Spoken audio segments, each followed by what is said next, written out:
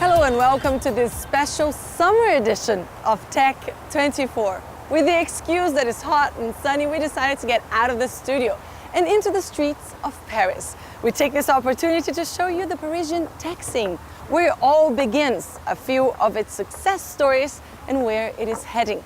We start a couple of blocks from here in a neighborhood called Sentier in the 2nd arrondissement of Paris.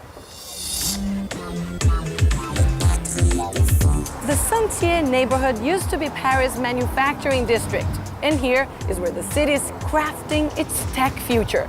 Since the late 1990s, the Sentier has increasingly become home to many internet startups and incubators, which has given birth to the nickname Silicon Sentier. A tech future under construction. Welcome to Glee. For now, a construction site, but in a few months this will be Paris' largest tech incubator, 1,500 square meters designed to support the development of around 200 startups. Behind this initiative, the city of Paris, Orange and Google. The internet giant is investing close to €1 million in France's tech future. Well, Google chose one unique program in France into which they wanted to invest, and that was us. We have tested programs such as, well, co-working, our accelerator program, our beta testing program that have proven results already, and that we're actually uniting in this area. A few blocks away, another tech giant is also building the French tech future around its own ecosystem. Microsoft, a long-time investor in France, opened its own startup incubator in Paris back in March. Welcome to Spark. Here you have 3 months in the Spark program to turn your idea into a prototype. And for that, you can count on the help of coaches like Roxanne Varza, also known as Startup Lover. We'll get to the question about your nickname in a second. But first, you were involved in this project from the very beginning. I would like to ask you, what's your opinion about places like this, the importance of places like this for the tech economy? Are incubators still relevant in an era of crowd-funded projects? Definitely. We built Spark actually to respond to what we felt was quote unquote missing in the local ecosystem. This space and the type of support that we provide to startups actually is much more early stage than some of the other offers that you see. We're really here to help entrepreneurs kick their idea off the ground and build that first prototype. So actually it's completely relevant, even if startups are getting crowdfunding or support in other ways. A lot of the time they need that extra support, especially technical support, to put their product together.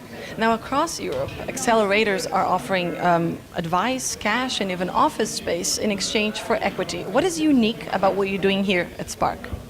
We're not taking any equity, so startups actually are completely free to come in and they use our space. We're providing essentially a new type of acceleration program, which is business coaching or mentoring, design help, and also technical support. Now, how would you define the French tech scene, and what are your predictions for the future?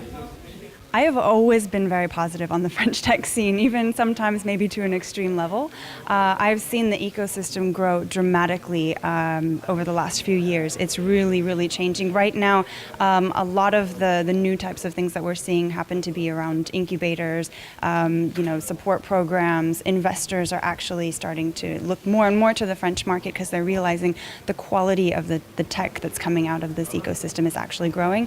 And it's also nice to see the government taking a very solid interest in developing projects like Paris Capitale Numérique as well.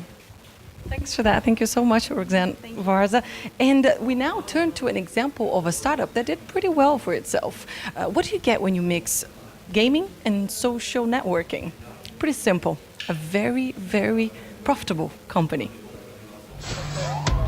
Losing interest in scrolling through your Facebook news feeds? How about solving a criminal investigation with your Facebook friends instead? Criminal Case is the latest offering from French gaming company Pretty Simple. 9 million people are playing it around the world every day. We've simply taken advantage of a gap in the market. There was no way for a group of friends to play a police investigation game, so we created it. Strangely, it's an idea which just hadn't been exploited in social gaming. a concept which is quickly gathering steam and in a flourishing market. Facebook's games industry is continuing to grow, up 12% last trimester. To keep up with demand, the company are firing out new investigations every week. It all begins here at the startup's Parisian headquarters.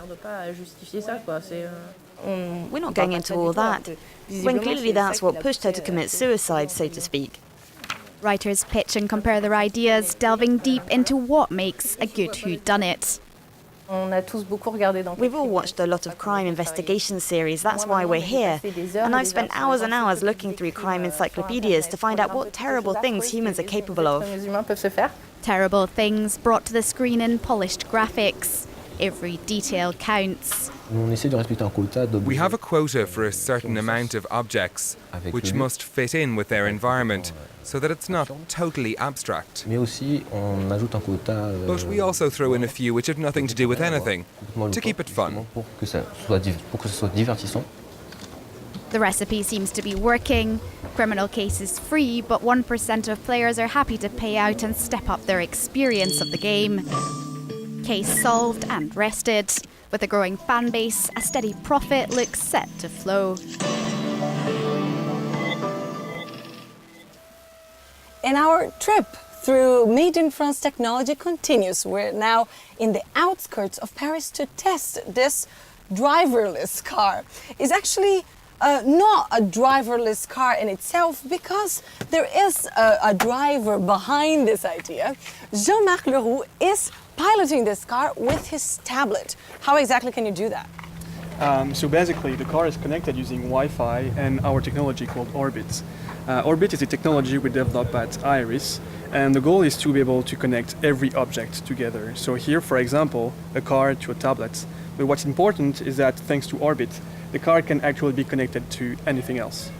Like what, for example? Like, for example, parking space. So you go to the airport, and you could just leave your car in front of the airport and push a button on your phone. Your phone is connected to the car connects to the airport, and you can just drive it to the parking space to park it in an optimized fashion. Can I try? Can I have a go? So Of basically, the way this works is there's a computer inside the car, a computer inboard, and now I can basically control all the functions of the car through your app. Exactly. So I can, for example, lower and raise the window. Yes. That is very impressive. I'm going to try and open it now. There you go. And I can also change the direction of the wheel.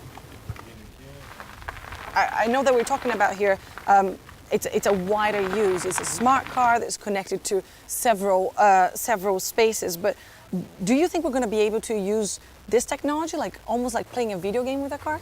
The goal is not to provide a way for people to drive like in a video game. It would be too dangerous. Dangerous, exactly. Well, yeah, actually. The goal is to create new services where your car can connect to other buildings, other cars, any other object to create those new services that will change the way you drive or the way you interact with your car.